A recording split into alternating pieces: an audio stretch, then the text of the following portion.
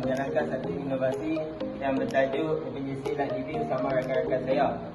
Terdapat beberapa item di dalam emergency light living tersebut, seperti indikator voltage. Seterusnya kita ada terminal clock.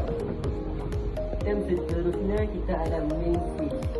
Selepas main switch, kita ada RCDO dengan nilai kecepatan 0.01 ampere. Selepas RCDO, kita ada RCDD nilai kepakaan 100 mA. Lepas RCDD 100 mA, kita ada MCB P10. Lepas MCB P10 satu jalan, kita ada RCCD 30 mA. Lepas RCCD 30 mA, kita pasang, kita ada MCB C20. Jika berlakunya lintah bintang ataupun trik pada RCCD 1 mA, lampu emergency light ini masih berfungsi. Jika berlakunya trik ataupun lintah bintang pada RCCD 30 mA, lampu emergency light masih berfungsi. Jika matriks tiada bekalan, emergency light masih berfungsi.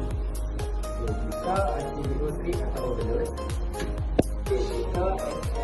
jika berlakunya trik atau lintah bintang pada lintah bonsor RCD 20 akan jatuh. Untuk penukaran MCB, dengan adanya emergency light ini akan menggunakan kerja pindawai untuk melakukan penukaran, untuk melakukan troubleshooting.